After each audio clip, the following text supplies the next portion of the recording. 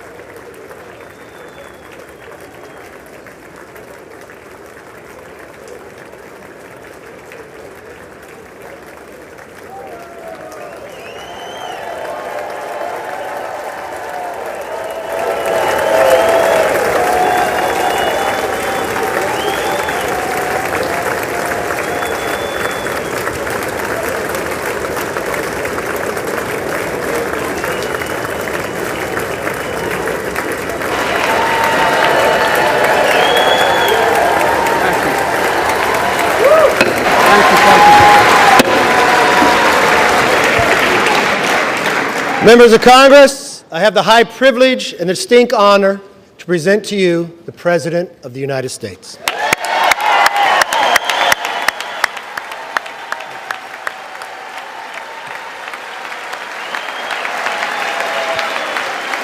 Mr. Speaker. Thank you. You can smile. It's okay. Thank you, thank you, thank you. Thank you. Please.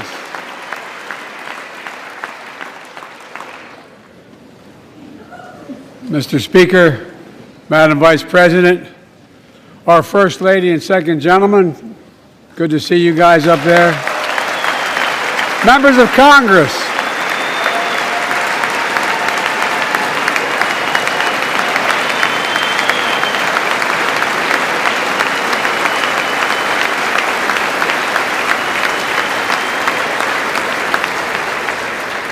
by the way, Chief Justice, I may need a court order. She gets to go to the game tomorrow, next week. I have to stay home. Got to work something out here. Members of the Cabinet, leaders of our military, Chief Justice, Associate Justice, and retired Justice of the Supreme Court, and to you, my fellow Americans. You know, I start tonight by congratulating the 118th Congress and the new Speaker of the House, Kevin McCarthy.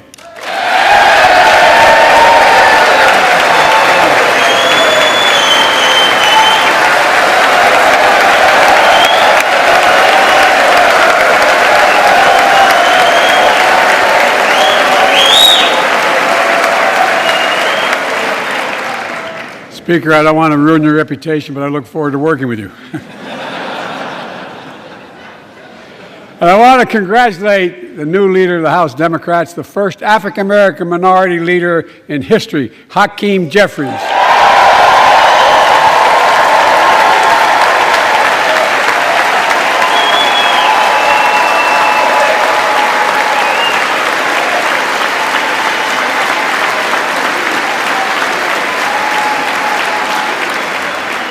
He won in spite of the fact I campaigned for him. Congratulations to the longest-serving leader in the history of the United States Senate, Mitch McConnell. Where are you, Mitch?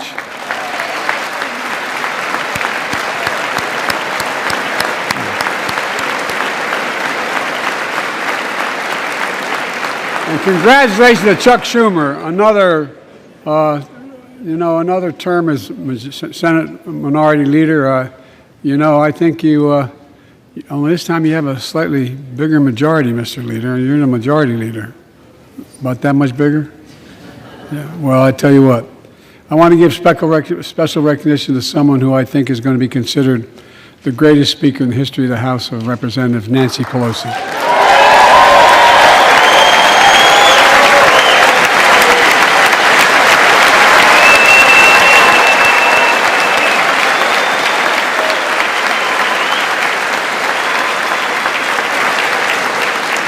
Folks, the story of America is a story of progress and resilience, of always moving forward, of never, ever giving up. It's a story unique among all nations. We're the only country that has emerged from every crisis we've ever entered stronger than we got into it. Look, folks, that's what we're doing again. 2 years ago, the economy was reeling. I stand here tonight after we've created, with the help of many people in this room, 12 million new jobs, more jobs created in 2 years than any president's created in 4 years, because of you all, because of the American people. 2 years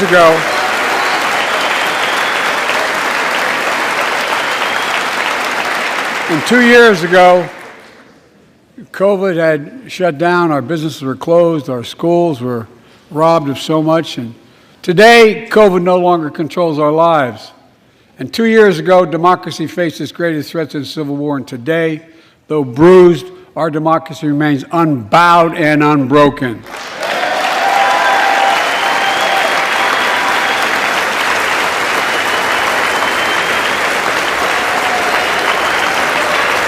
As we gather here tonight, we're writing the next chapter in the great American story, a story of progress and resilience.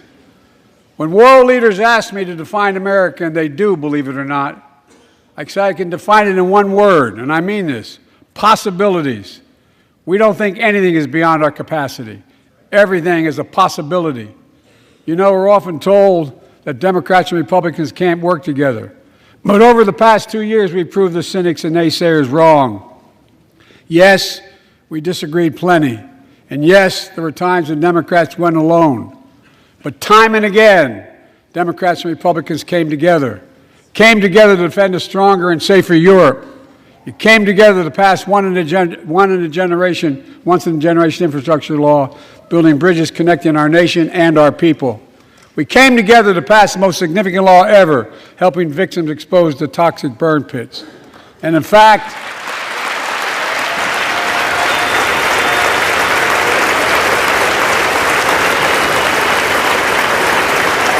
it was important.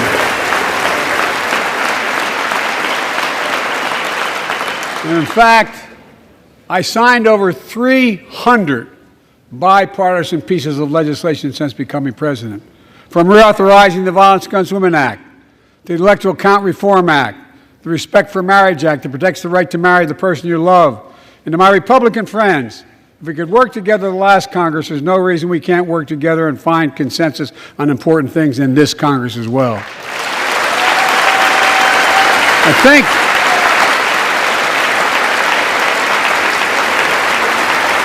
folks, you all are as formed as I am, but I think the people sent us a clear message. Fighting for the sake of fighting, power for the sake of power, conflict for the sake of conflict gets us nowhere. That's always been my vision of our country, and I know it's many of yours. To restore the soul of this nation, to rebuild the backbone of America, America's middle class, and to unite the country. We've been sent here to finish the job, in my view. For decades, the middle class has been hollowed out in more than, and not no one administration, but for a long time.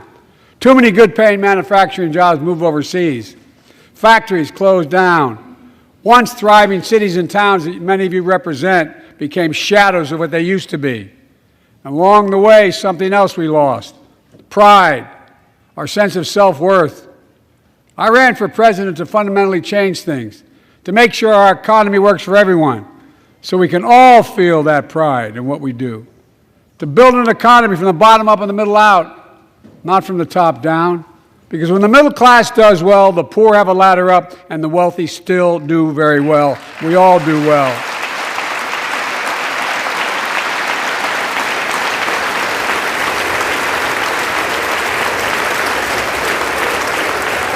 I know a lot of you always kid me for always quoting my dad, but my dad used to say, "Joey, a job's about a lot more than a paycheck." He really would say this. It's about a lot more than a paycheck. It's about your dignity. It's about respect. It's about being able to look your kid in the eye and say, "Honey, it's going to be okay," and mean it. Well, folks, so let's look at the results. We're not finished yet by any stretch of the imagination, but unemployment rate is at 3.4%, a 50-year low. A near record unemployment. Near record unemployment for black and Hispanic workers. We've already created, with your help, 800,000 good-paying manufacturing jobs, the fastest growth in 40 years. And where is it written? Where is it written that America can't lead the world in manufacturing? And I don't know where that's written. For too many decades, we imported projects and exported jobs. Now, thanks to what you've all done, we're exporting American products and creating American jobs. Folks, inflation has been a global problem because the pandemic disrupted our supply chains, and Putin's unfair and brutal war in Ukraine disrupted energy supplies as well as food supplies, blocking all that grain in Ukraine. But we're better positioned than any country on earth right now. But we have more to do. But here at home, inflation is coming down. Here at home, gas prices are down $1.50 from their peak. Food inflation is coming down, not fast enough, but coming down. Inflation has fallen every month for the last 6 months. while take-home pay has gone up. Additionally, over the last 2 years, a record 10 million Americans applied to start new businesses. 10 million. And by the way, every time someone starts a small business is an act of hope. And Madam Vice President, I want to thank you for leading that effort to ensure that small businesses have access to capital and the historic laws we enacted that are going to just come into being. Standing here last year, I shared with you a story of American genius and possibilities. Semiconductors, small computer chips the size of a fingerprint that power everything, from cell phones to automobiles and so much more. These chips were invented in America. Let's get that straight. They were invented in America. We used to make 40% of the world's chips. In the last several decades, we lost our edge. We're down to only producing 10%. We all saw what happened during the pandemic when chip factories shut down overseas. Today's automobiles need 3,000 chips, each of those automobiles. But American automobiles couldn't make enough cars because there weren't enough chips. Car prices went up, people got laid off. So did everything from refrigerators to cell phones. We can never let that happen again. That's why we came together to pass the Bipartisan Chips and Science Act.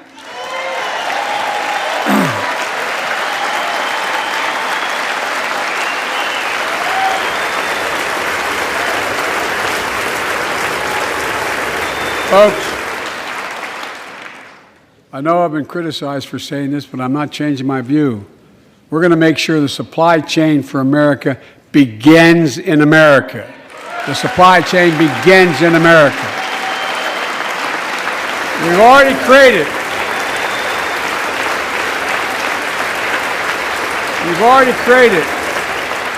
800,000 new manufacturing jobs without this law, before the law kicks in. With this new law, we're going to create hundreds of thousands of new jobs across the country. And I mean all across the country, throughout not just the coast, but through the middle of the country as well. That's going to come from companies that have announced more than $300 billion in investment in American manufacturing over the next few years. Outside of Columbus, Ohio, Intel is building semiconductor factories on 1,000 acres, literally a field of dreams. It's going to create 10,000 jobs, that one investment. 7,000 construction jobs, 3,000 jobs in those factories once they're finished. They call them factors. Jobs paying an average of $130,000 a year, and many do not require a college degree.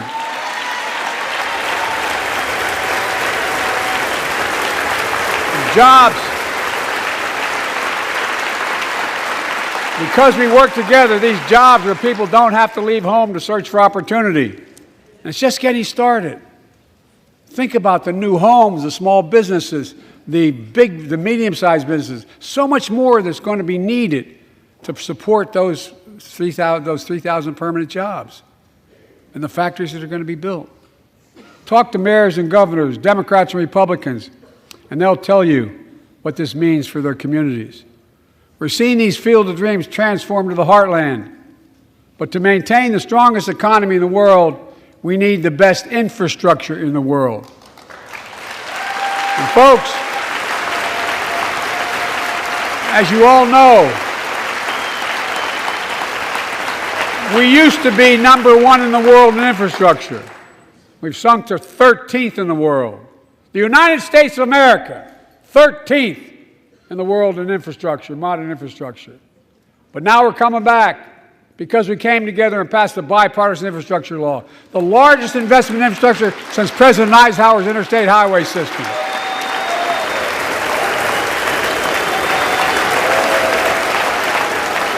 And folks, already we've funded over 20,000 projects, including major airports from Boston to Atlanta to Portland. Projects that are going to put thousands of people to work rebuilding our highways, our bridges, our railroads, our tunnels, ports, airports, clean water, high-speed internet, all across America. Urban, rural, tribal. And folks, We're just getting started. We're just getting started. And I mean this sincerely. I want to thank my Republican friends who voted for the law, and my Republican friends who voted against it as well. But I still get asked to fund the projects in those districts as well. But don't worry. I promised I'd be a president for all Americans. We'll fund these projects. And I'll see you at the groundbreaking. Look, this law will further unite all of America. Projects like Brent Spence Bridge in Kentucky over the Ohio River, built 60 years ago, badly needed repairs, one of the nation's most congested freight routes, carrying $2 billion worth of freight every single day across the Ohio River. And folks, I've been talking about fixing it for decades, but we're really finally going to get it done. Yes. I went there last month with Democrats and Republicans and from both states to deliver a commitment of $1.6 billion for this project. And while I was there, I met a young woman named Sarah, who's here tonight. I don't know where Sarah is. Is she up in the box? I don't know. Sarah, how are you? Well, Sarah, for 30 years,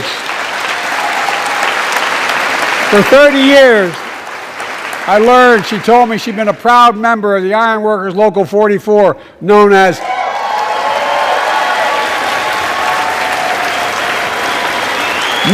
the Cowboys in the Sky. The folks who built Cincinnati's skyline. Sarah said she can't wait to be 10 stories above the Ohio River building that new bridge. God bless her. That's pride. And that's what we're also building. We're building back pride. Look, we're also replacing poisonous lead pipes that go into 10 million homes in America, 400,000 school and child care centers. So every child in America can drink the water instead of having permanent damage to their brain. Look, we're making sure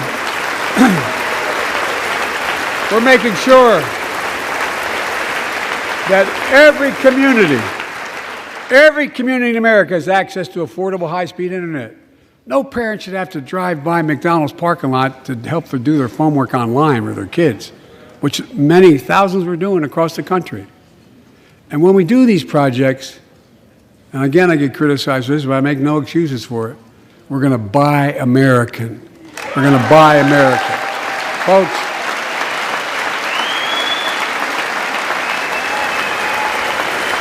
and it's totally consistent with international trade rules.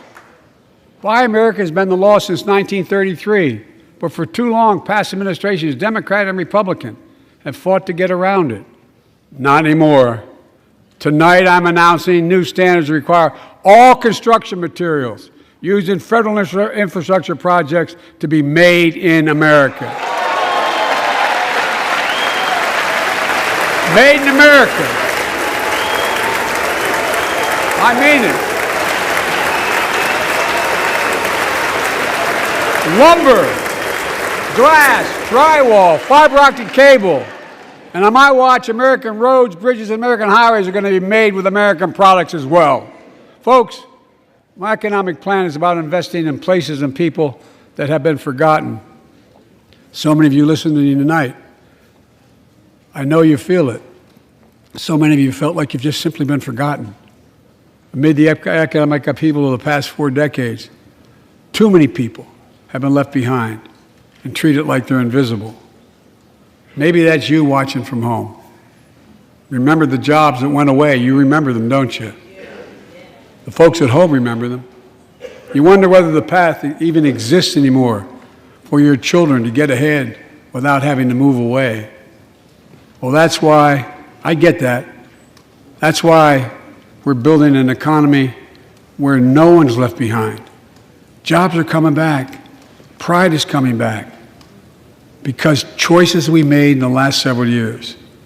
You know, this is, in my view, a blue-collar blueprint to rebuild America. and make a real difference in your lives at home. For example, too many of you lay in bed at night like my dad did, staring at the ceiling, wondering what in God's name happens if your spouse gets cancer, or your child gets deadly ill, or something happens to you.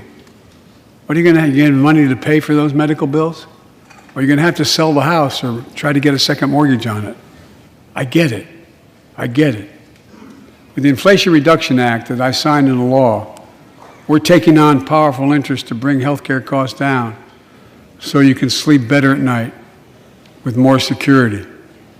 You know, we pay more for prescription drugs than any nation in the world. Let me say it again.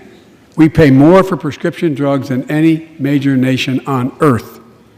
For example, 1 in 10 Americans has diabetes.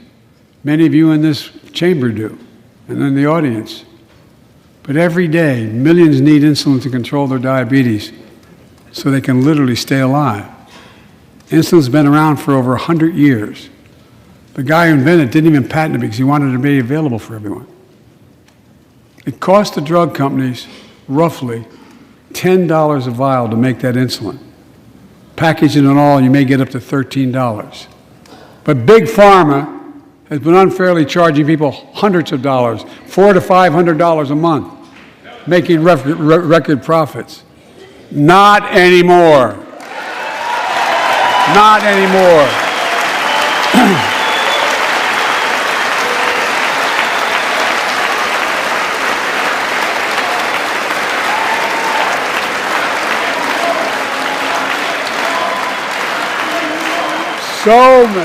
So many things that we did are only now coming to fruition. We said we were doing this, and we said we passed the law to do it, but people didn't know because the law didn't take effect until January 1 of this year.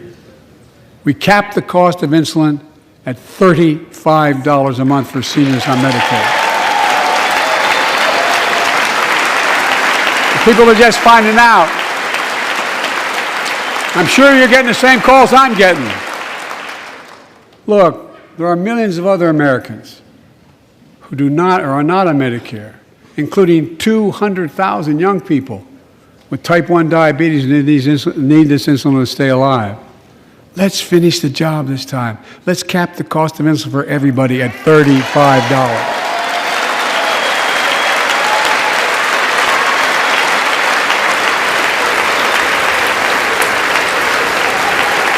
Folks, and Big Pharma is still going to do very well, I promise you all. I promise you they're going to do very well. This law also caps and won't even go into effect until 2025. It costs out-of-pocket drug costs for seniors on Medicare at a maximum of $2,000 a year. You don't have to pay more than $2,000 a year, no matter how much your drug costs are. Because you know why? You all know it. Many of you, like many in my family, have cancer. You know the drugs can range from $10,000, $11,000, $14,000, $15,000 for the cancer drugs. And if drug prices rise faster than inflation, drug companies are going to have to pay Medicare back the difference. And we're finally giving Medicare the power to negotiate drug prices. Bringing down prescription drug costs doesn't just save seniors money, it cuts the federal deficit by billions of dollars, by hundreds of billions of dollars. Because these prescription drugs are drugs purchased by Medicare to keep their commitment to the seniors. Well, guess what? Instead of paying $400 or $500 a month, you're paying $15. That's a lot of savings for the federal government. And by the way, why wouldn't we want that? Now, some members here are threatening, and I know it's not an official party position, so I'm going to exaggerate, but threatening to repeal the Inflation Reduction Act. As my coach, that's okay, that's fair. As my football coach used to say, lots of luck in your senior year. Make no mistake, If you try anything to raise the cost of producing jobs, I will veto it. Look, I'm pleased to say that more Americans have health insurance now than ever in history. A record 16 million people are enrolled in the Affordable Care Act. And thanks to the law I signed last year, saving millions are saving $800 a year on their premiums. And by the way, that law was written and the benefit expires in 2025. So my plea to some of you, at least in this audience, let's finish the job and make these savings permanent. Expand coverage of Medicaid.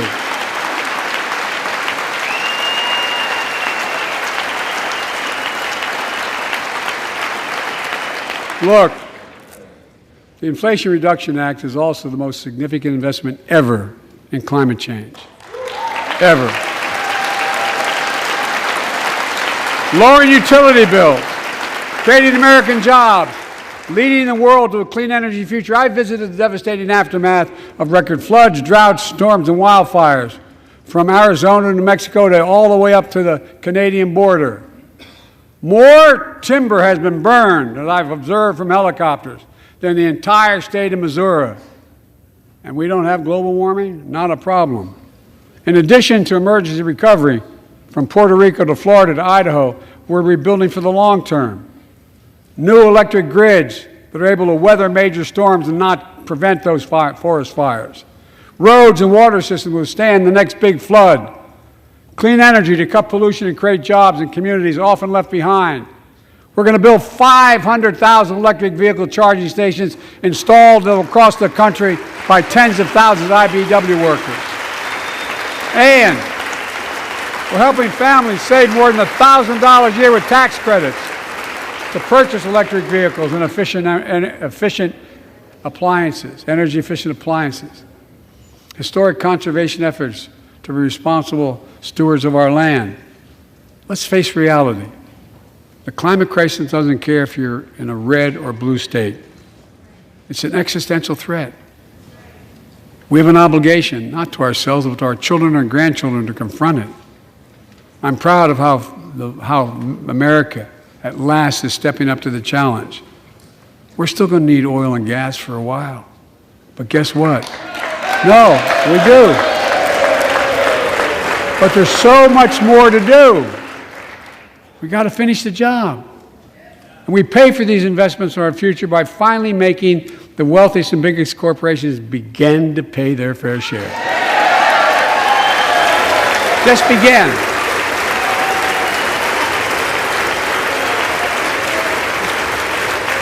Look, I'm a capitalist. I'm a capitalist, but pay your fair share.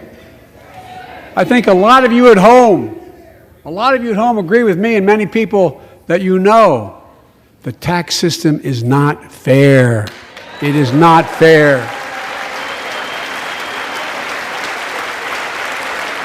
Look, the idea that in 2020, 55 of the largest corporations in America, the Fortune 500, made $40 billion in profits and paid zero in federal taxes? Zero? Folks, it's simply not fair. But now, because of the law I signed, billion-dollar companies have to pay a minimum of 15%. God love them. 15%. That's less than a nurse pays.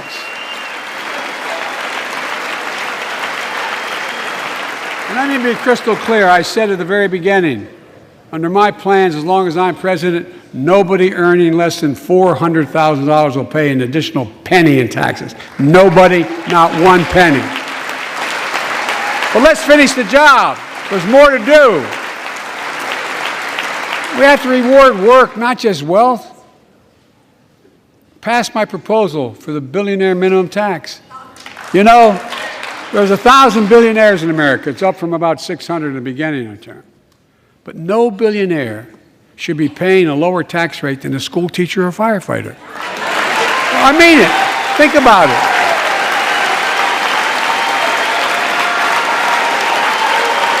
I mean, look,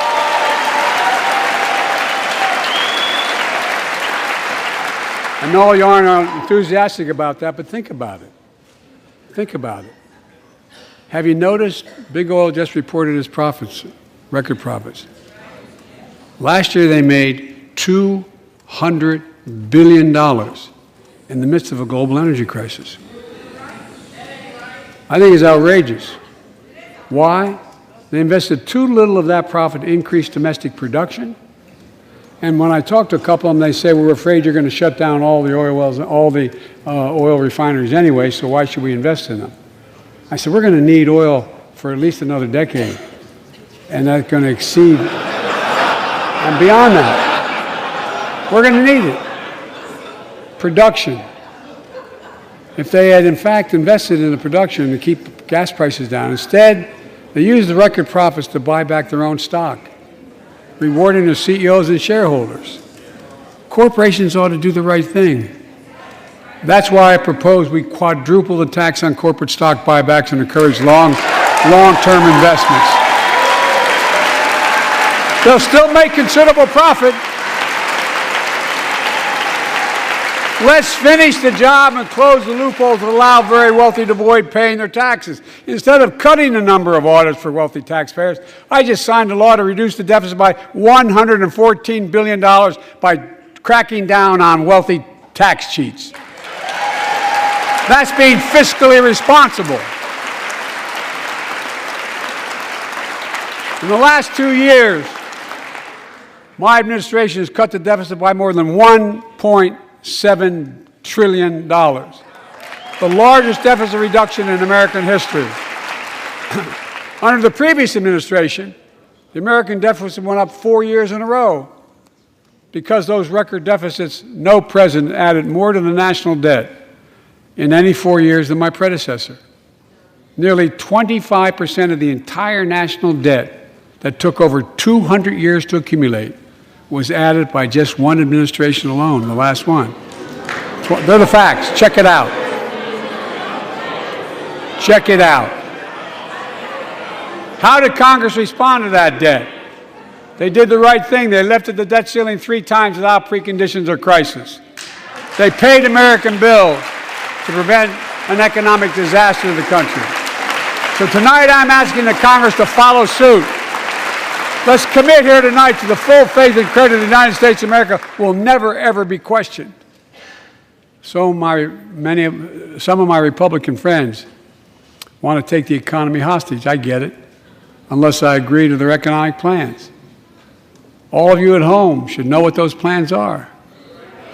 Instead of making the wealthy pay their fair share, some Republicans want Medicare and Social Security to sunset. I'm not saying it's a majority.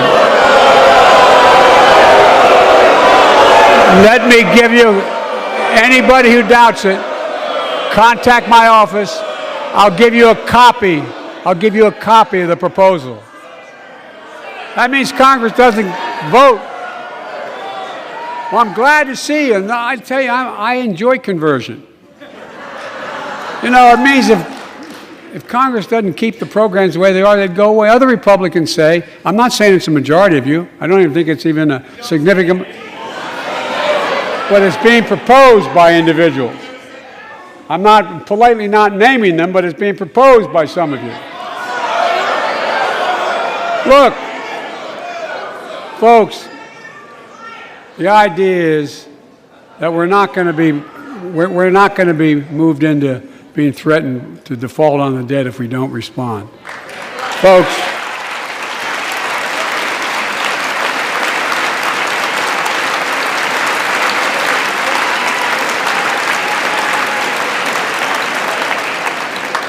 Folks, as we all apparently agree, Social Security and Medicare is off the books now, right? They're not to be spent. All right. I'm ready. We got unanimity.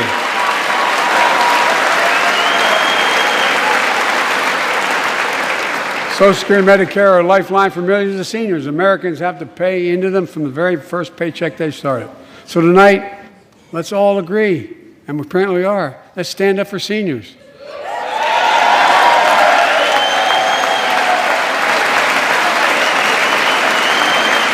Stand up and show them. We'll not cut Social Security. We will not cut Medicare. Those benefits belong to the American people. They earned it. And if anyone tries to cut Social Security, which apparently no one's going to do, and if anyone tries to cut Medicare, I'll stop them. I'll veto it. And look, I'm not going to allow them to be taken away. Not today, not tomorrow, not ever. But apparently it's not going to be a problem. Next month, when I offer my fiscal plan, I ask my Republican friends to lay down their plan as well. I really mean it. Let's sit down together and discuss our mutual plans together. Let's do that.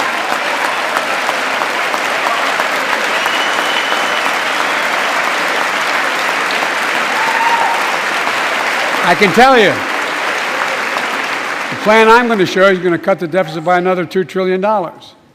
And it won't cut a single bit of Medicare or Social Security. In fact, we're going to extend the Medicare Trust Fund at least 2 decades, because that's going to be the next argument. How do we keep it solvent, right? Well, we'll not raise tax on anyone making under 400 grand, but we'll pay for it the way we talked about by making sure that the wealthy and big corporations pay their fair share. Look. Here's the deal. They aren't just taking advantage of the tax code. They're taking advantage of you, the American consumer. Here's my message to all of you out there. I have your back. We're already preventing Americans from receiving surprise medical bills, stopping $1 billion surprise bills per month so far. We're protecting seniors' life savings by cracking down on nursing homes that commit fraud, endanger patient safety, prescribe drugs that are not needed. Millions of Americans can now save thousands of dollars because they can finally get a hearing aid over the counter without a prescription. Look, capitalism without competition is not capitalism. It's extortion. It's exploitation. Last year, I cracked down with the help of many of you on foreign shipping companies that were making you pay higher prices for every good coming into the country. I signed a bipartisan bill to cut shipping costs by 90%, helping American farmers, businessmen, and consumers. Let's finish the job. Pass the bipartisan legislation to strengthen antitrust enforcement and prevent big online platforms from giving their own products an unfair advantage.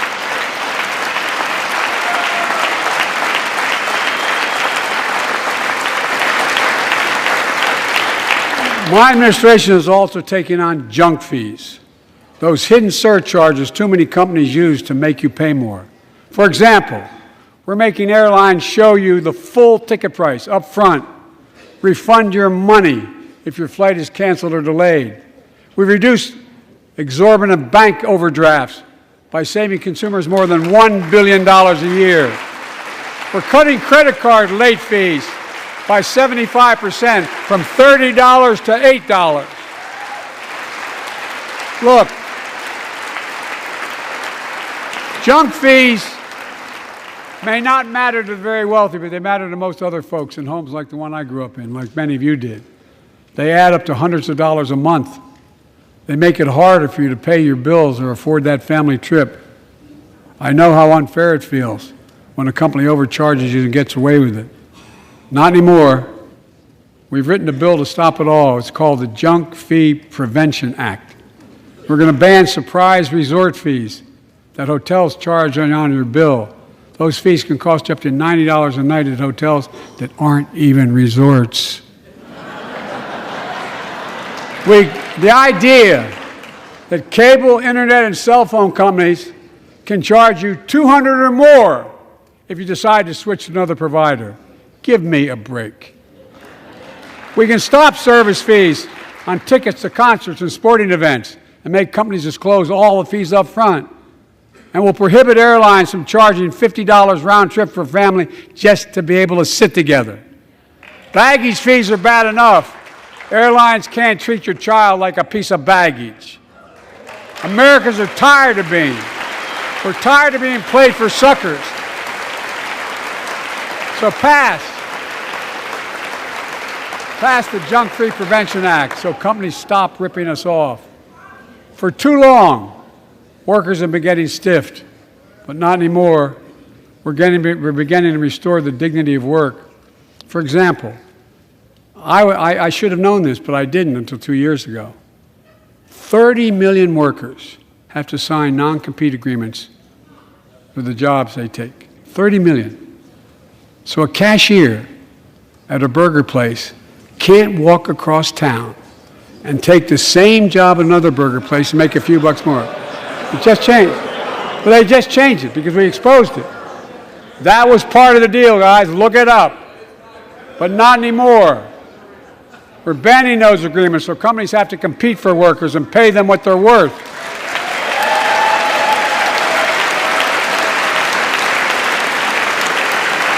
And I must tell you, this is bound to get a response from my friends on my left but the right. I'm so sick and tired of companies breaking the law by preventing workers from organizing. Pass the PRO Act, because business have a right, workers have a right to form a union. And let's guarantee all workers have a living wage. Let's make sure working parents can afford to raise a family with sick days, paid family medical leave, affordable child care.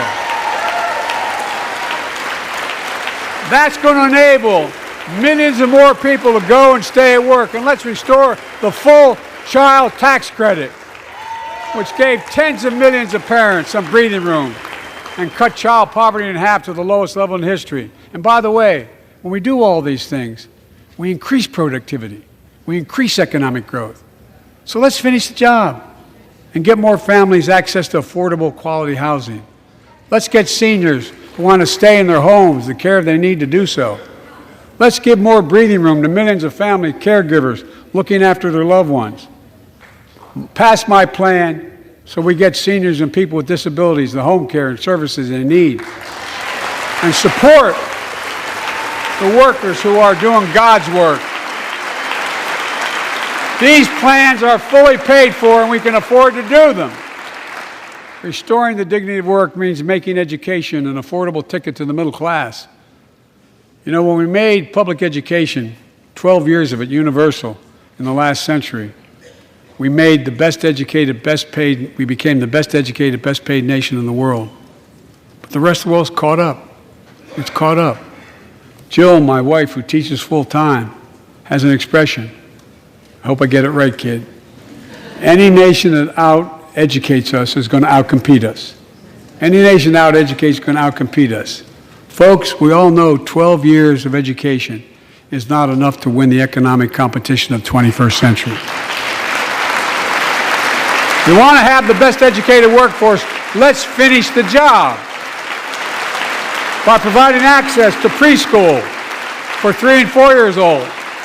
Studies show that children who go to preschool are nearly 50% more likely to finish high school and go on to earn a 2 or 4 year degree, no matter their background they came from. Let's give public school teachers a raise.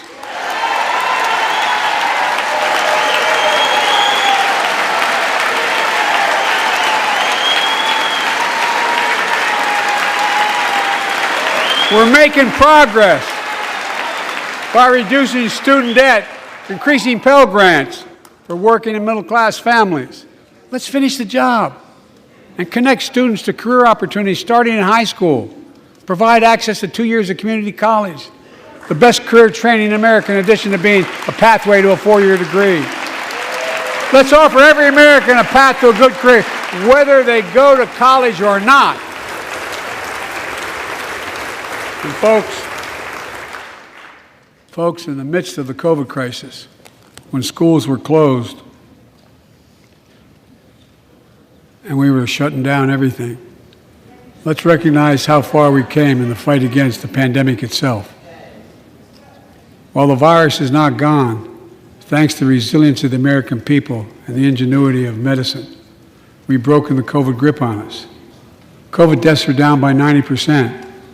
We've saved millions of lives and opened up our country. We opened our country back up, and soon we'll end the public health emergency. But that's called a public health emergency. But we'll remember the toll and pain that's never going to go away. More than 1 million Americans lost their lives to COVID. 1 million. Families grieving, children orphaned, empty chairs at the dining room table constantly reminding you that she used to sit there. Remembering them, we remain vigilant. We still need to monitor dozens of variants and support new vaccines and treatments. So Congress needs to fund these efforts and keep America safe. And as we emerge from this crisis stronger, we're also got to double down on prosecuting criminals who stole relief money meant to keep workers and small businesses afloat.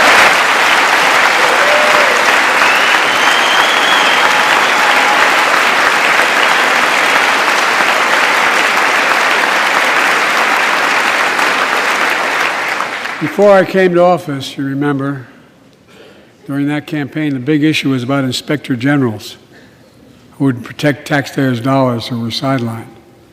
They were fired. Many people said we don't need them. And fraud became rampant. Last year, I told you the watchdogs are back. Since then, we've recovered billions of taxpayers' dollars.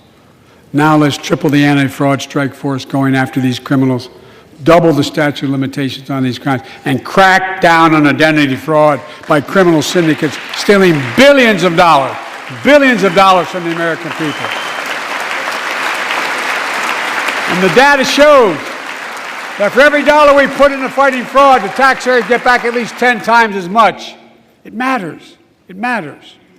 Look, COVID left its scars, like the spike in violent crime in 2020, the first year of the pandemic. We have an obligation to make sure all people are safe. Public safety depends on public trust, as all of us know. But too often that trust is violated. Joining us tonight are the parents of Tyree Nichols. Welcome.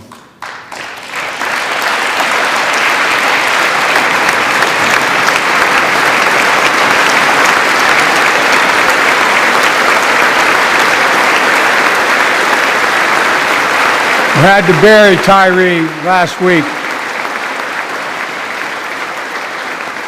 As many of you personally know, there's no words to describe the heartache or grief of losing a child. But imagine if you lost that child at the hands of the law. Imagine having to worry whether your son or daughter came home from walking down the street, or playing in the park, or just driving a car. Most of us in here have never had to have the talk that brown and black parents have had to have with their children. Bo, Hunter, Ashley, my children, I never had to have the talk with them. I never had to tell them if a police officer pulls you over, turn your interior lights on right away. Don't reach for your license. Keep your hands on the steering wheel. Imagine having to worry like that every single time your kid got in a car. Here's what Tyree's mother shared with me when I spoke to her. When I asked her how she finds the courage to carry on and speak out. With the faith of God, she said her son was, quote, a beautiful soul, and something good will come of this. Imagine how much courage and carry that takes. It's up to us, to all of us. We all want the same thing. Neighborhoods free of violence. Law enforcement who earns the community's trust. Just as every cop, when they pin on that badge in the morning, has a right to be able to go home at night, so does everybody else out there. Our children have a right to come home safely. Equal protection under the law is a covenant we have with each other in America. We know police officers put their lives on the line every single night and day. And we know we ask them in many cases to do too much, to be counselors, social workers, psychologists, responding to drug overdoses, mental health crises, and so much more. In one sense, we ask much too much of them.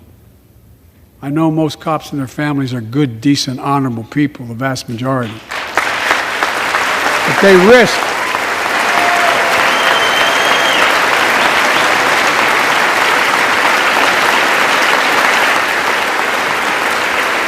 And they risk their lives every time they put that shield on.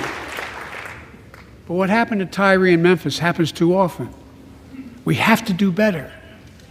Give law enforcement the real training they need. Hold them to higher standards. Help them succeed in keeping us safe. We also need more first responders and professionals to address the growing mental health, substance abuse challenges. More resources to reduce violent crime and gun crime. More community intervention programs. More investment in housing, education, and job training.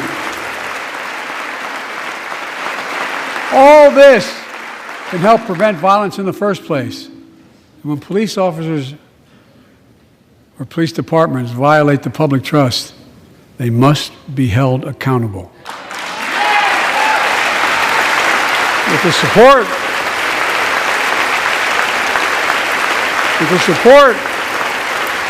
of the families of victims, civil rights groups, and law enforcement, I signed an executive order for all federal officers, banning chokeholds, restricting no-knock warrants, and other key elements of the George Floyd Act.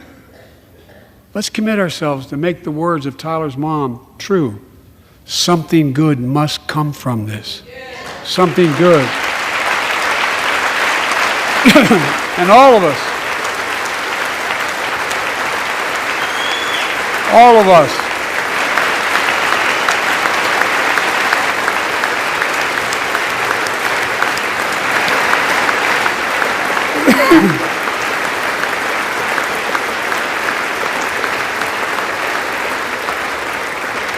folks, it's difficult, but it's simple. All of us in this chamber, we need to rise to this moment. We can't turn away. Let's do what we know in our hearts that we need to do. Let's come together to finish the job on police reform. Do something. Do something. That was the plea of parents who lost their children in Uvalde. I met with every one of them. Do something about gun violence. Thank God. Thank God we did. Passing the most sweeping gun safety law in 3 decades. That includes things like that the majority of responsible gun owners already support. Enhanced background checks for 18 to 21 years old. Red flag laws, keeping guns out of the hands of people who are a danger to themselves and others. But we know our work is not done.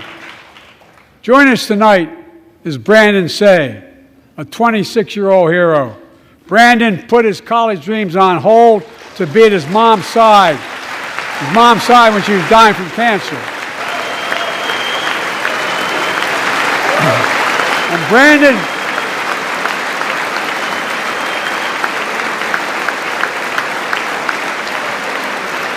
Brandon now works at a dance studio started by his grandparents. And 2 weeks ago, during the Lunar New Year celebrations, he heard the studio door close, and he saw a man standing there pointing a semi-automatic pistol at him. He thought he was going to die, but he thought about the people inside. And in that instant, he found the courage to act and wrestled a semi-automatic pistol away from the gunman who had already killed 11 people in another dance studio. 11. He saved lives. It's time we do the same. Ban assault weapons now. Ban them now. Once and for all.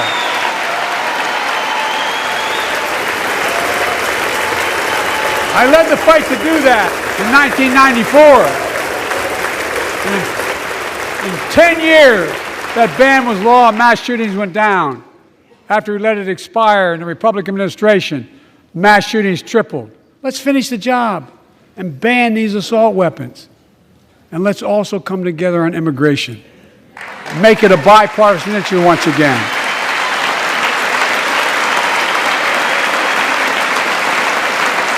We now have a record number of personnel working to secure the border, arresting 8,000 human smugglers, seizing over 23,000 pounds of fentanyl in just the last several months. We've launched a new border plan last month. Unlawful migration from Cuba, Haiti, Nicaragua, and Venezuela has come down 97% as a consequence of that. But American border problems won't be fixed until Congress acts. If we don't pass my comprehensive immigration reform, at least pass my plan to provide the equipment and officers to secure the border.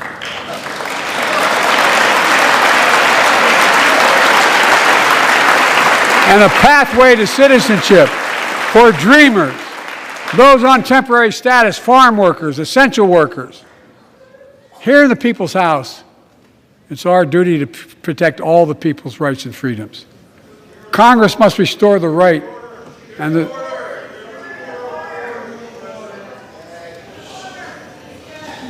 Congress must restore the right that was taken away in Roe v. Wade and protect Roe v. Wade.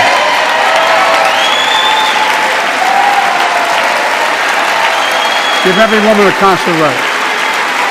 The Vice President and I are doing everything to protect access to reproductive health care and safeguard patient safety. But already more than a dozen states are enforcing extreme abortion bans. Make no mistake about it. If Congress passes a national ban, I will veto it. But let's also pass the Bipartisan Equality Act to ensure LGBTQ Americans, especially transgender young people, can live with safety and dignity. Our strength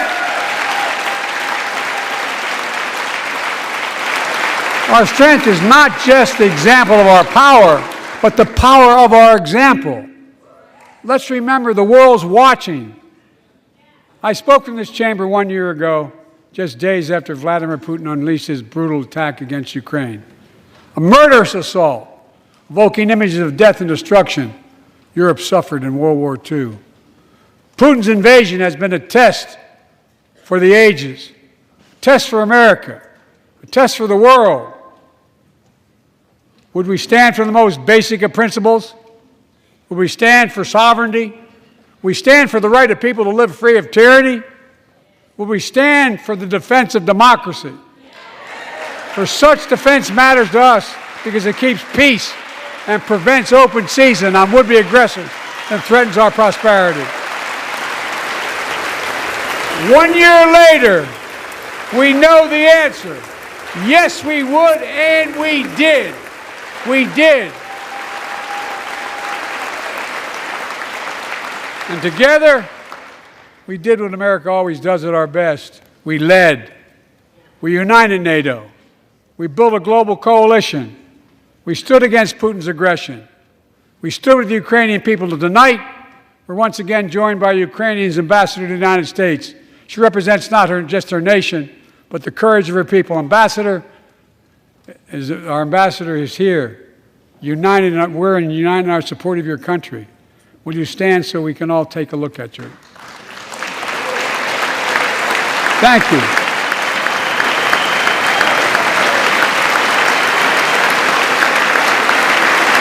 Because we're going to stand with you as long as it takes.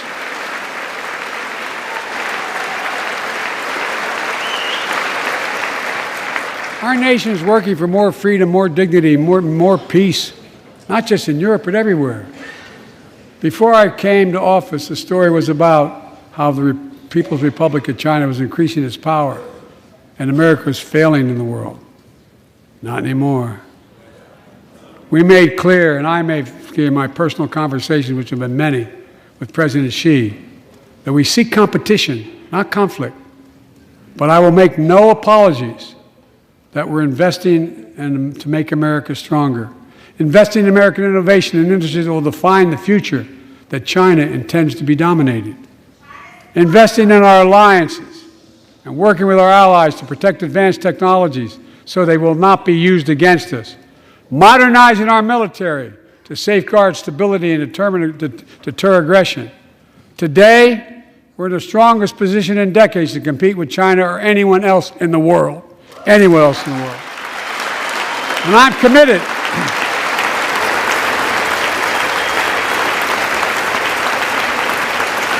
I'm committed to work with China where we can advance American interests and benefit the world. But make no mistake about it. As we made clear last week, if China threatens our sovereignty, we will act to protect our country, and we did.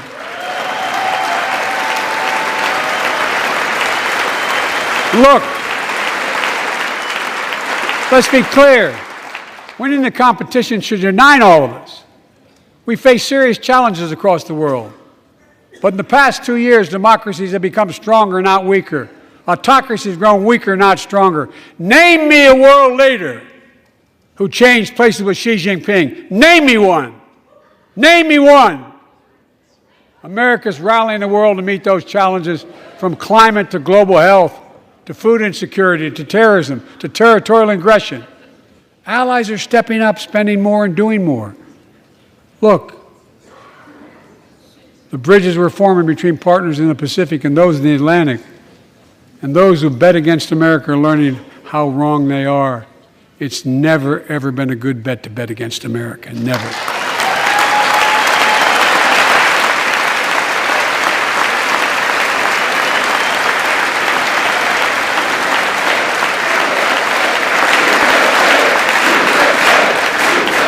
Well, when I came to office, most assured that bipartisanship assumed was impossible, but never believed it. That's why a year ago I offered a unity agenda to the nation as I stood here. We made real progress together. We passed a law making it easy for doctors to prescribe effective treatments for opioid addiction. We passed the gun safety law, making historic investments in mental health. We launched the ARPA-H drive for breakthrough in the fights against cancer, Alzheimer's, and diabetes, and so much more. We passed the Heath Robinson PACT Act, named after the late Iraq War veteran whose story about exposure to toxic burn kits I shared here last year.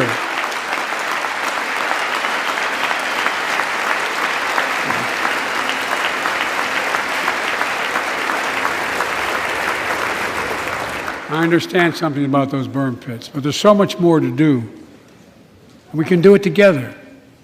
Joining us tonight is a father named Doug from Newton, New Hampshire.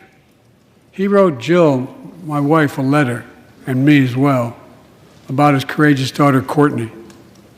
A contagious laugh, his sister's best friend, her sister's best friend. He shared a story all too familiar to millions of Americans and many of you in the audience. Courtney discovered pills in high school. It spiraled into addiction and eventually death from a fentanyl overdose. She was just 20 years old. Describing the last 8 years without her, Doug said, "There's no worse pain." Yet their family has turned pain to purpose, working to end the stigma and change laws. He told us he wants to start a journey toward American recovery. Doug, we're with you. Fentanyl is killing more than 70,000 Americans a year.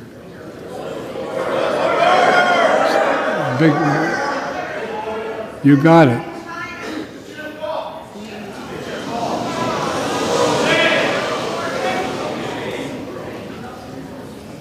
So let's launch a major surge to stop fentanyl production and the sale and trafficking, with more drug detection machines, inspection cargo, stop pills and powder at the border.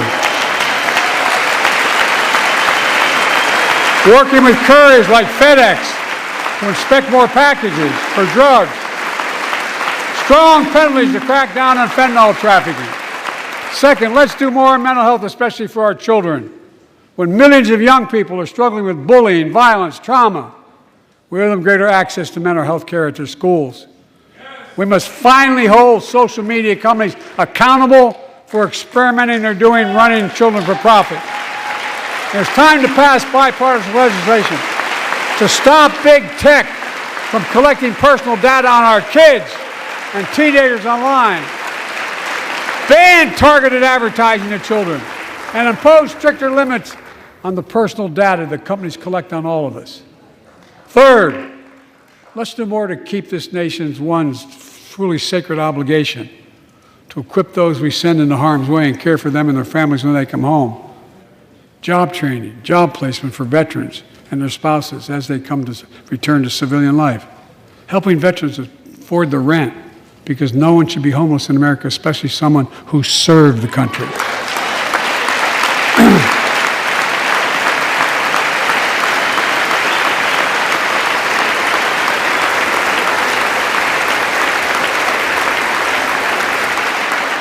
Dennis McDonough is here of the VA.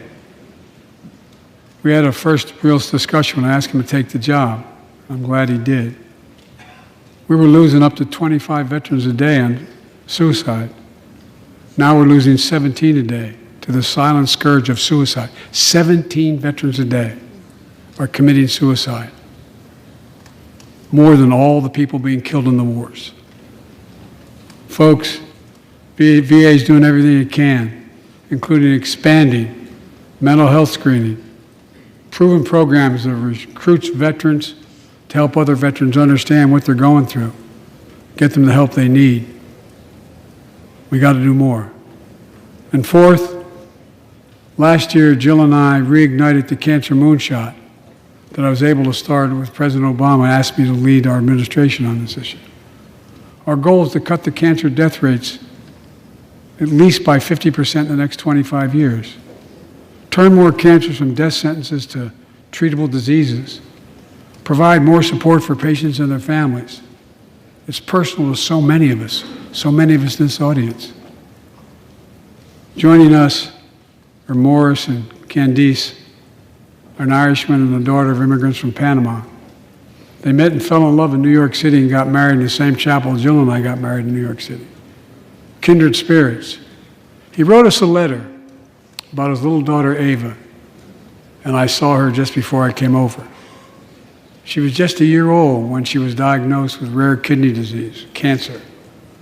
After 26 blood transfusions, 11 rounds of radiation, 8 rounds of chemo, 1 kidney removed, giving a 5% survival rate. He wrote how in the darkest moments he thought, if she goes, I can't stay. Many of you have been through that as well. Jill and I understand that like so many of you. And he read Jill's book describing our family's cancer journey and how we tried to steal moments of joy where we could with Bo. For them, that glimmer of joy was the half smile of their baby girl. It meant everything to them. They never gave up hope. Little Ava never gave up hope. She turns 4 next month. They just found out Ava's beating the odds, is on her way to being cured of cancer. And she's watching from the White House tonight and she's not asleep already. For the lives we can save.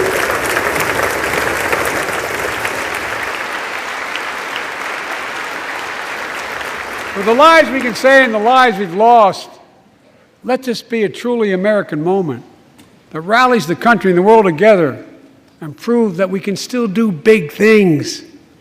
20 years ago, under the leadership of President Bush and countless advocates and champions, he undertook a bipartisan effort through PEPFAR to transform the global fight against HIV/AIDS. It's been a huge success. He thought big. He thought large. He moved. I believe we can do the same thing with cancer.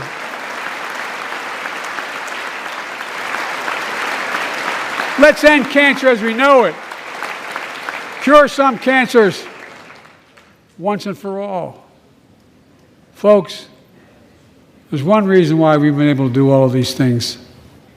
Our democracy itself. It's the most fundamental thing of all.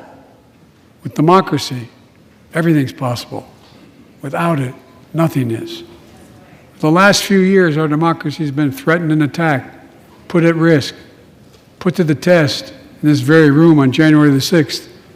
And then just a few months ago, an unhinged big lie, assailed and unleashed a political violence at the home of the then Speaker of the House of Representatives, using the very same language the insurrectionists used as they stalked these halls and chanted on January 6th. Here tonight in this chamber is a man who bears the scars of that brutal attack, but is as tough and as strong and as resilient as they get. My friend Paul Pelosi. Paul, stand up.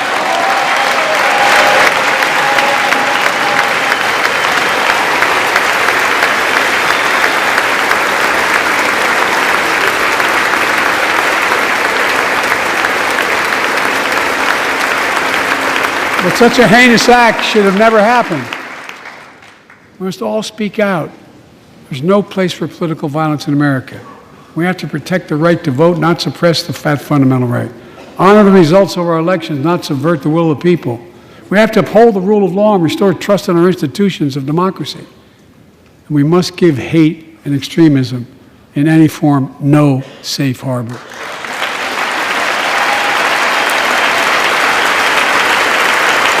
Democracy must not be a partisan issue. It's an American issue. Every generation of Americans has faced a moment where they have been called to protect our democracy, defend it, stand up for it. And this is our moment. My fellow Americans, we meet tonight at an inflection point, one of those moments that only a few generations ever face, where the direction we now take is going to decide the course of this nation for decades to come. We're not bystanders of history. We're not powerless before the forces that confront us. It's within our power of we the people. We're facing the test of our time. We have to be the nation we've always been at our best, optimistic, hopeful, forward-looking. A nation that embraces light over dark, hope over fear, unity over division, stability over chaos. We have to see each other not as enemies, but as fellow Americans. We're good people. The only nation in the world built on an idea, the only one.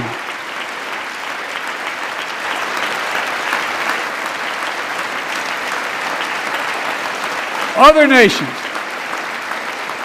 are defined by geography, ethnicity, but we're the only nation based on an idea that all of us, every one of us, is created equal in the image of God. A nation that stands as a beacon of the world. A nation in a new age of possibilities. So I've come to fulfill my constitutional obligation to report in the State of the Union. And here's my report.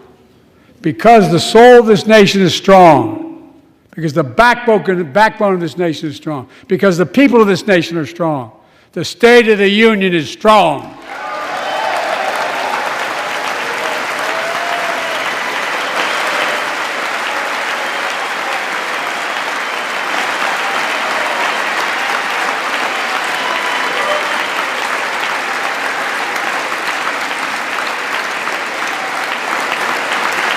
I'm not new to this place. I stand here tonight having served as long as about any one of you have ever served here. But I've never been more optimistic about our future, about the future of America. We just have to remember who we are.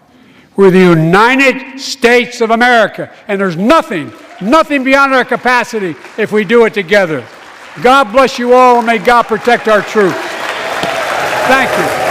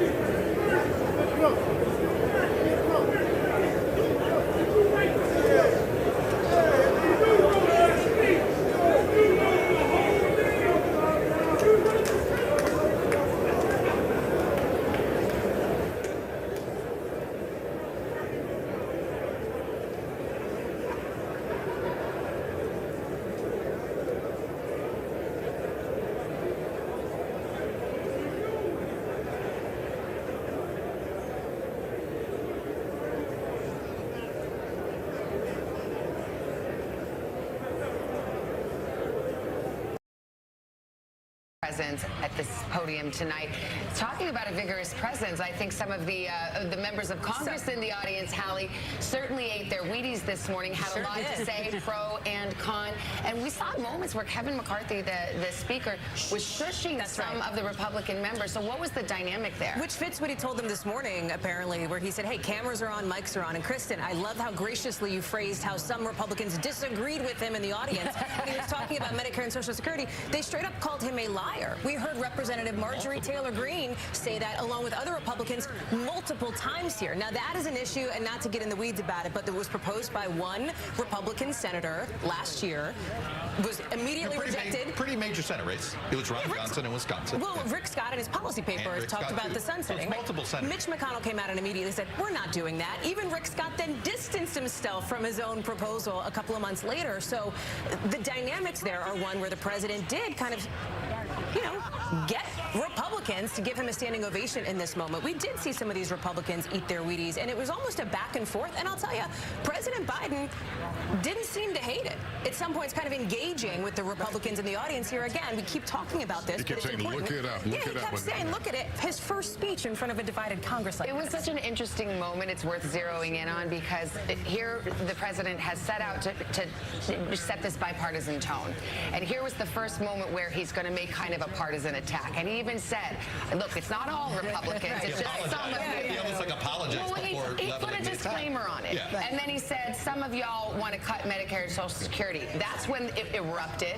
Republicans are saying, no, that's a lie, so on and so forth. And then, you know, this is where I think some of those top Democrats are glad that he turned that lemon into lemonade by saying, well, it sounds like we all agree we're not going to touch Social Security and Medicare. Let's listen in a little bit to what the president's saying as he works his way out.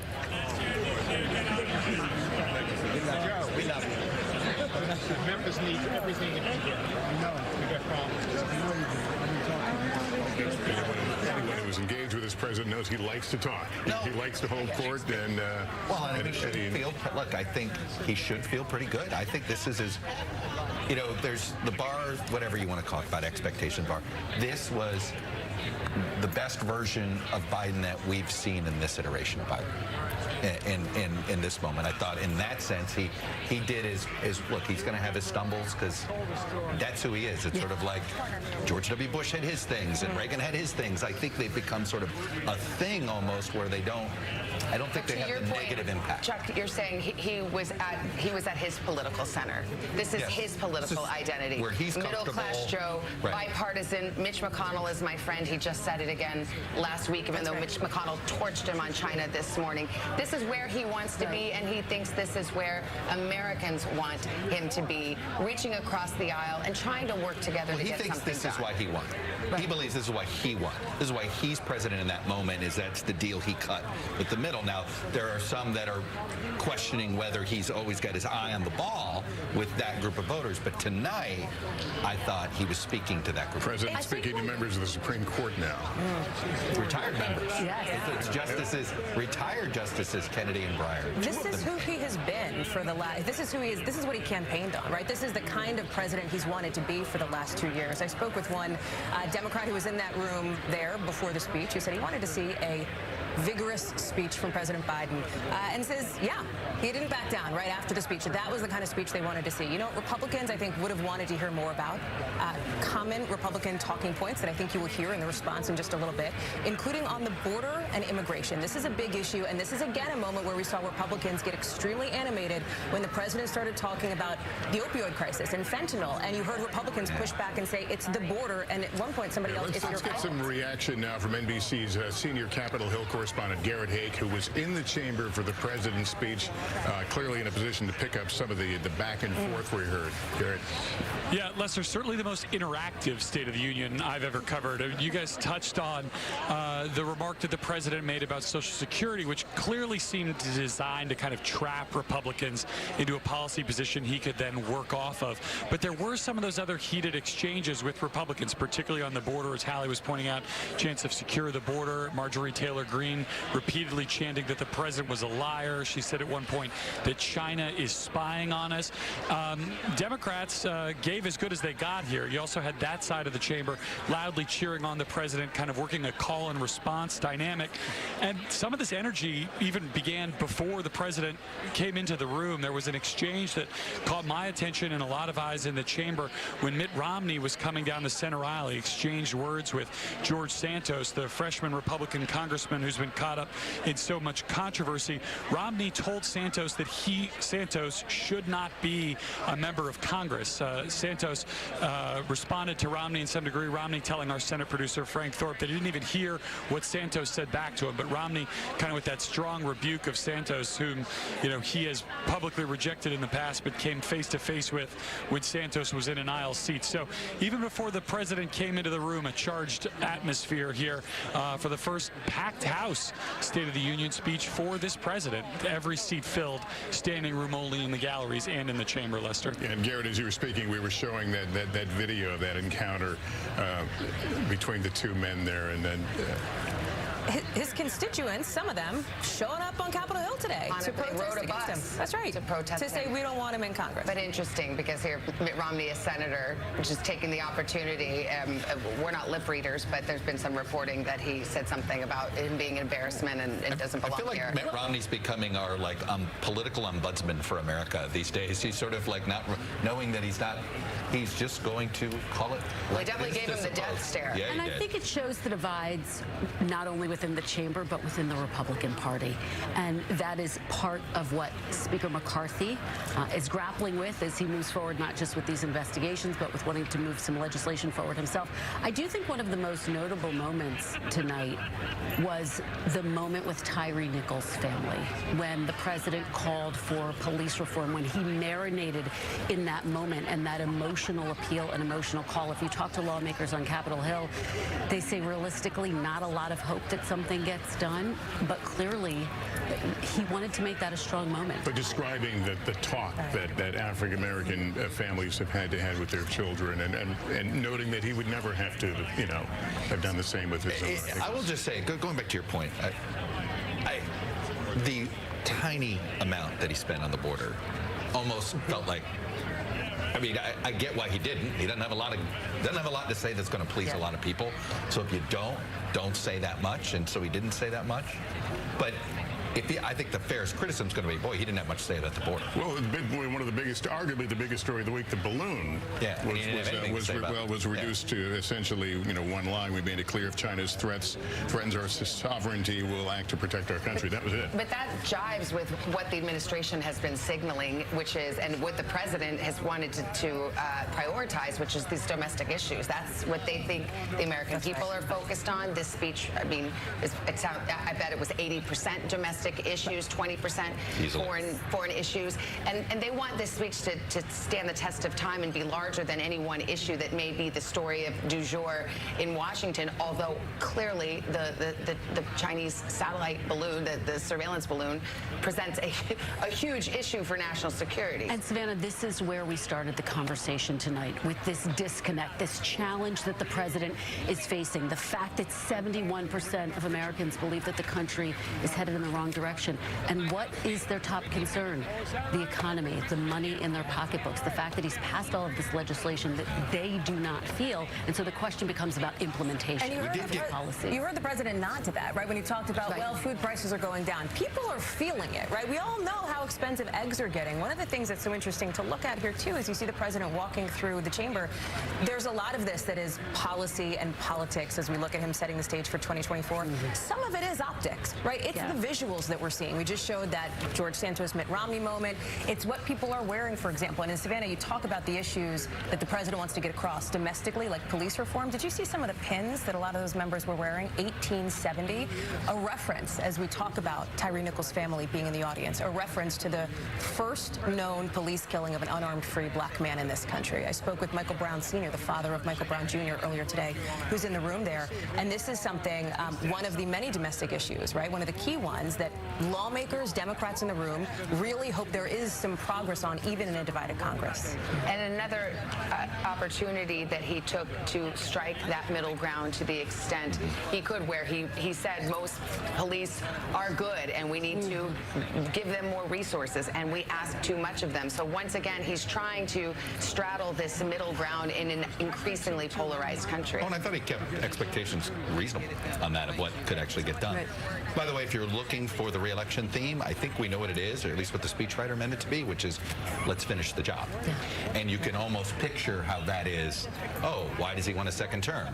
He wants to finish the job. You could tell if there was any hint it was that. Now, you might argue in the way he delivered it, he didn't deliver that phrase, which was all over the speech. Let's finish the job. He didn't hit it probably the way the speechwriter maybe thought he would hit it. But I do think if you're looking for your 2024 hint, that phraseology. Well, he came out with a tremendous amount of energy at a level we have rarely seen him. I mean, the bullet pace at the beginning, I think we were all looking at the speech thinking we're going to be out here in 20 minutes. But then he throttled it back. And 12 different references, by the way, at least in the written text, to let's finish the job, 0 to MAGA Republicans. Now, when he goes out on the trail, that's going to change. He's going to be in Wisconsin and Florida, 2 key battleground states, so he might get a little bit feistier and a little bit less bipartisan. The president is soaking in the moment. There we have McCarthy and second long way away from a Speaker of the House ripping up a speech. Like, we are at a different. And I was just going to point out that we're watching President Biden slowly soak up the moment, press the flesh, talk to folks as he leaves the chamber. We'll stay with these shots, and then we're expecting in a few moments to hear from newly elected Governor of Arkansas, Sarah Huckabee Sanders, who will deliver the official Republican response. It's interesting about McCarthy and what you're just saying there, Chuck, because, you know, McCarthy and President Biden had their first meeting at the White House last week, and no one's going to say that there was kumbaya and you know, the peace pipe being smoked, but the signals from both sides was sort of positive. It wasn't as contentious and bitter as I think either one expected. They're the same guy, meaning they're the same political creature, and I say this with respect to both of them. When you think of the stereotype backslapper, the guy that pulls you over and, hey, can't we work this out? That's who Kevin McCarthy is.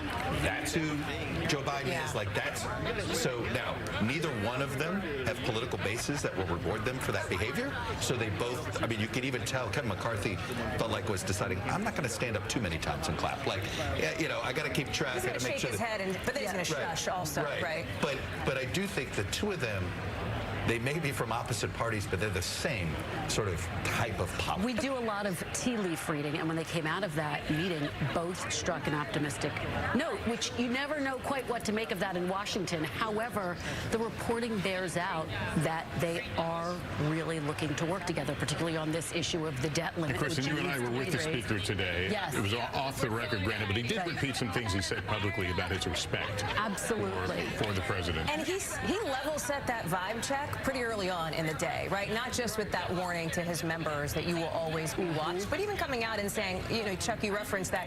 I remember sitting here with you and Nancy Pelosi tore up that speech at the State of the Union after former President Trump was done. He said, I'm not going to be doing that. We are going to set a respectful tone. Now, as we've said, some of his members were extremely vocal in ways that we just don't often see in these kinds of really formal settings. And it was interesting to see him strike the balance, right? Clap sometimes, shush sometimes, and see how that went. Well, there was that very stark moment where it did somewhat seem to throw the president, or perhaps he was just trying to hear what was said when he stated that 70,000 had been killed from fentanyl, and someone yelled out, "It's your fault." That was a moment that was quite jarring in the chamber. I think it jarred him. That one took him, but he engaged on some of those. That one. You know, I was thinking about Kamala Harris, who had a visible reaction. You know, the first time this happened, Joe Biden was sitting where Kamala Harris was.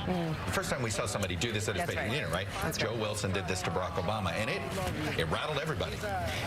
What's interesting is that, like, this time, everybody kind of was prepared. Well, you know this could happen, and you can tell at least he knew it was coming, and that's why I think in some of these moments he handled it really well, turned it into a positive with the Social Security business. And, you know, as someone wrote to me, in this British Parliament, it almost kind of worked on television. Well, maybe this is the new normal. Social media has created a lot of political stars. I think this will be. And I think that's where the preparation of this speech comes in. And talking to White House officials, he practiced extensively at Camp David over the weekend with his top advisors, preparing for these moments because he's potentially on the cusp of launching his re-election bid and couldn't afford a misstep. President nearing the door here. Looks like he's FaceTiming with a member of Congress's friends and family. There you go. This is called the long goodbye. Yeah. It's the longest of the goodbyes. There's also this interesting moment that we're about to see here that's sort of fitting with the speech that we just heard. He's coming up to two leaders of the Problem Solvers Caucus, Republican Brian Fitzpatrick, Democrat Josh Gottheimer, who have staked out the aisle, who are there right in the back. They'll be the last faces that the president sees as he goes out the door. Sort of an interesting moment here as somebody who wants to be, in his own way, a problem solver in the White House. Yes, sir. Forgive me for wanting to eavesdrop here, guys. Thank you, Mr. President. Oh, come on, man. It's my son. I know you're talking about He died because of it. Thank you. Good to see you, man. Jimmy Panetta, good to see you. Jimmy. Yeah. Tell Dad to take it easy on you, will you? Well, he got your message, by the way. Oh, did he? Good. No, and I'll let him Jimmy know to take it Panetta, easy. son of Leon Panetta. We're ready to try to finish it. Good to see you, pal. Thank you so much. I think Panetta was a little bit critical over the weekend regarding the Chinese spy balloon. Well, we don't know what the message was regarding, but who knows? Debbie Dingell, the unofficial dean of the Michigan delegation. I believe it. Hey, man. Peter Alexander is at the White House for us. And now, Peter, it's a road show. President Biden's going to hit some swing states this week and start selling these plans. Yeah, Savannah, that's exactly right. Tomorrow he heads to Wisconsin. He'll focus on job creation. Obviously, Wisconsin, a key battleground ahead in 2024. Then he heads to Florida on Thursday. He'll focus on topics that were contentious tonight, Social Security and Medicare, and his efforts to lower prescription drug costs, notably Florida, the home state of two possible 2024 challengers, the former president Donald Trump and the Republican governor there, Ron DeSantis. You know, for anybody who had real questions about Joe Biden's ability to do another 4 years or his ability to deliver a speech, I'm struck by the fact that his speech tonight was longer than any of the State of the Union addresses that Barack Obama gave during his 8 years in office, focusing, you know, really on bipartisanship and empathy, as you've noticed, jobs as well. And contrast that with what we're going to hear from Sarah Huckabee Sanders just moments from now. According to the excerpt, she's going to sort of criticize or attack the Democratic woke agenda, in her words, as we'll hear from her just momentarily. All right, we'll be back with the Republican response to the State of the Union in just a few minutes.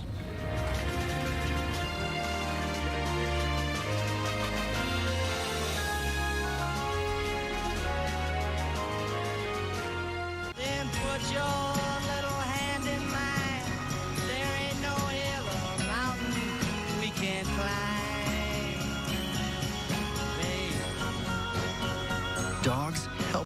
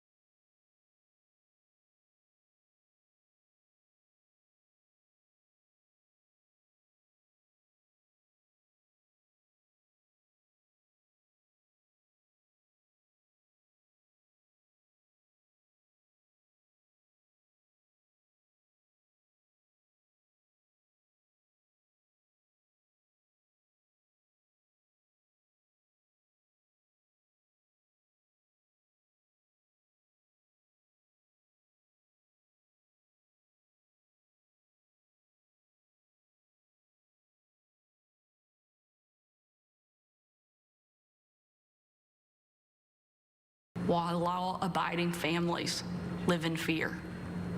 Beyond our border, from Afghanistan to Ukraine, from North Korea to Iran, President Biden's weakness puts our nation and the world at risk.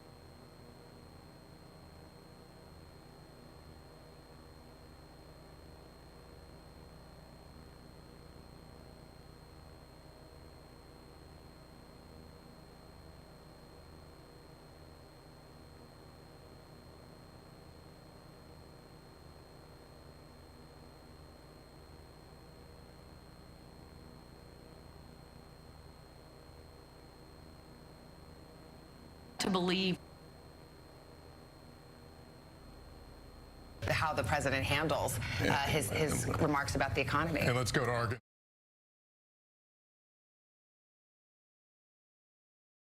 I'm Sarah Huckabee Sanders. Being a mom to 3 young children taught me not to believe every story I hear. So forgive me for not believing much of anything I heard tonight from President Biden. From out-of-control inflation and violent crime to the dangerous border crisis and threat from China, Biden and the Democrats have failed you. They know it, and you know it. And it's time for a change. Tonight, let us reaffirm our commitment to a timeless American idea that government exists not to rule the people, but to serve the people. Democrats want to rule us with more government control, but that's not who we are. America is the greatest country the world has ever known because we're the freest country the world has ever known, with a people who are strong and resilient. 5 months ago, I was diagnosed with thyroid cancer. It was a hard time for our family, particularly our kids, Scarlett, Huck, and George. But we kept our faith and persevered. Thanks to exceptional doctors here in Arkansas, a successful surgery, and the grace of God, I am cancer-free. Through it all, I couldn't help but think about my mom. She was 20 years old and in her first year of marriage when she was diagnosed with spinal cancer. The doctors told her she might not live, and if she did live, they said she'd never walk again. And if she did walk, she'd definitely never have children. The daughter she was told she'd never have was just sworn in as the new governor of Arkansas and is speaking to you tonight. Adversity and fear of the unknown can paralyze us, but faith propels us to charge boldly ahead. We can't stand still in the face of great challenges. You and I were put on this earth for such a time as this, to charge boldly ahead. I'll be the first to admit, President Biden and I don't have a lot in common. I'm for freedom, he's for government control. At 40, I'm the youngest governor in the country. And at 80, he's the oldest president in American history. I'm the first woman to lead my state, and he's the first man to surrender his presidency to a woke mob that can't even tell you what a woman is. In the radical left's America, Washington taxes you and lights your hard-earned money on fire. But you get crushed with high gas prices, empty grocery shelves, and our children are taught to hate one another on account of their race, but not to love one another or our great country. Whether Joe Biden believes this madness or is simply too weak to resist it, his administration has been completely hijacked by the radical left. The dividing line in America is no longer between right or left. The choice is between normal or crazy. It's time for a new generation of Republican leadership. Upon taking office just a few weeks ago, I signed executive orders to ban CRT, racism, and indoctrination in our schools, eliminate the use of derogatory term Latinx in our government, repealed COVID orders, and said never again to authoritarian mandates and shutdowns. Americans want common sense from their leaders, but in Washington, the Biden administration is doubling down on crazy. President Biden inherited the fastest economic recovery on record, the most secure border in history, cheap, abundant, homegrown energy, fast rising wages, a rebuilt military, and a world that was stable and at peace. But over the last 2 years, Democrats destroyed it all. Despite Democrats' trillions in reckless spending and mountains of debt, we now have the worst border crisis in American history. As a mom, my heart breaks for every parent who has lost a son or daughter to addiction. 100,000 Americans a year are now killed from drug overdoses, largely from fentanyl pouring across our southern border. Yet the Biden administration refuses to secure the border and save American lives. And after years of Democrat attacks on law enforcement and calls to defund the police, violent criminals roam free, while law-abiding families live in fear.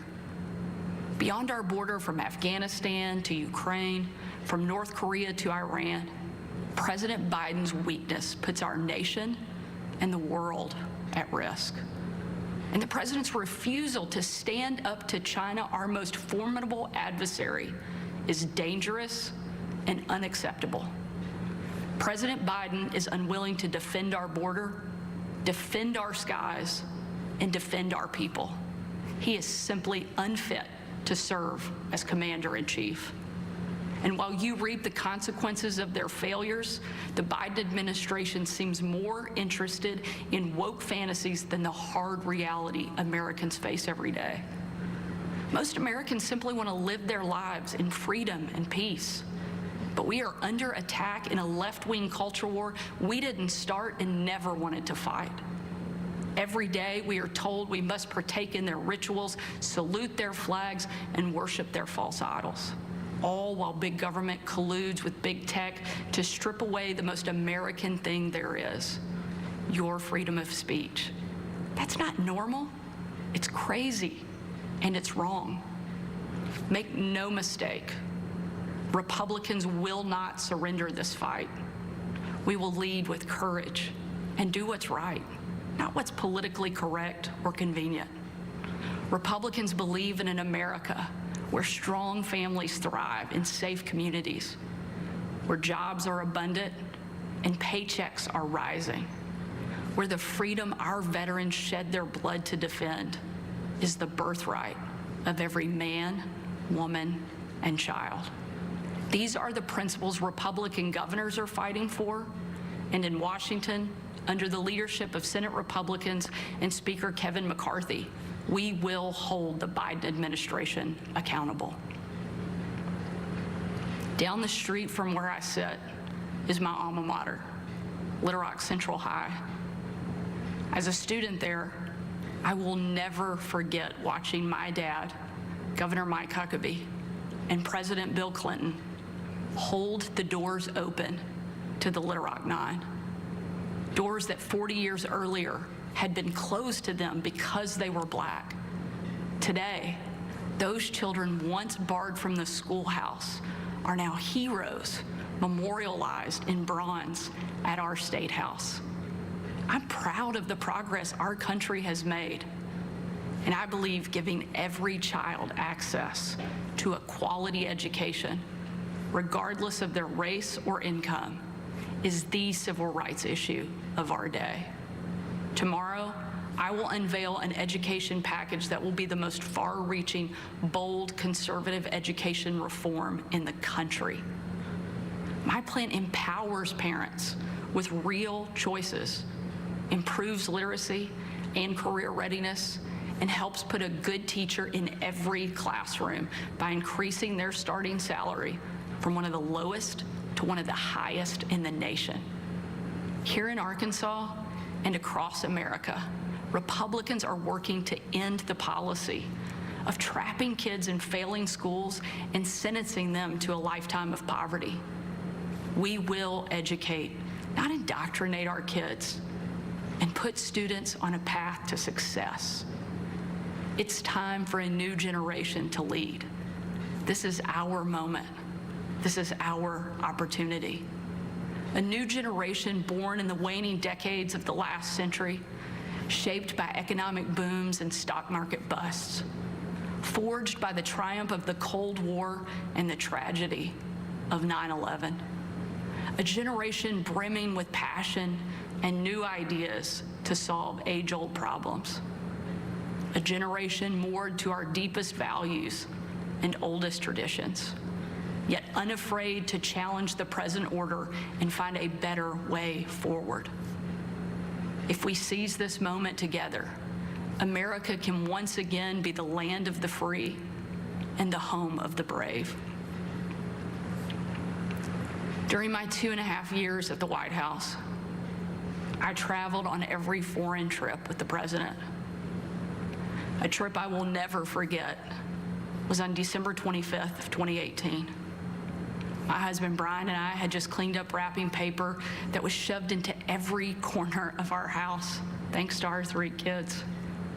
When I had to walk out on my own family's Christmas, unable to tell them where I was going that night, because the place I'd be traveling was so dangerous, they didn't want anybody to know that the president was going to be on the ground, even for a few hours. We boarded Air Force One in complete and total darkness. There were no lights on the plane, no lights on the runway. Our phones and computers shut down and turned in. We were going completely off the grid. Nearly 12 hours later, in the pitch black of night, we landed in the war-torn part of Western Iraq. It was again a similar scene. No lights on the plane, no lights on the runway. The only thing you could see was coming from about a mile away in a dining hall where hundreds of troops who were in the fight against ISIS had gathered expecting to celebrate Christmas with senior military leadership from around the region. They had absolutely no idea that the president and first lady were about to walk into that room. And when they did, it was a sight and a scene and a sound I hope I never forget. The room erupted. Men and women from every race, religion, and region, every political party, every demographic you can imagine, started chanting in perfect unison over and over and over again, USA, USA, USA. It was an absolutely perfect picture of what makes our country great. One of the young soldiers yelled from the back, "Mr. President, I re-enlisted in the military because of you." And the president said, "And son, I'm here because of you." Shortly after, that young soldier came up to me. He said, "Sarah, you have a tough job." I told him, "What I do is nothing. You take bombs and bullets. That's a tough job." And in a moment that I know I'll cherish for the rest of my life, that soldier reached up and he pulled the Brave Rifles patch he wore on his shoulder, and he placed it into my hand, a sign of ultimate respect. And he said, "Sarah, we are in this together."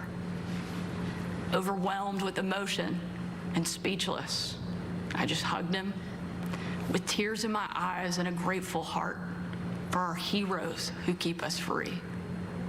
That young man and everyone who has served before him, all of those who serve alongside him, and the thousands we know who will be called upon to serve after him, deserve to know they have a country and a community back home doing our part in the fight for freedom. America is great because we are free. But today, our freedom is under attack, and the America we love is in danger. President Biden and the Democrats have failed you, and it's time for a change. A new generation of Republican leaders are stepping up, not to be caretakers of the status quo, but to be change makers for the American people. We know not what the future holds, but we know who holds the future in his hands. And with God as our witness, we will show the world that America is still the place where freedom reigns and liberty will never die. Thank you. God bless you, and God bless America. Governor Sarah Huckabee Sanders with the rebuttal from the Republican side. From the State House in Arkansas, where she is, as she pointed out, the youngest governor in America.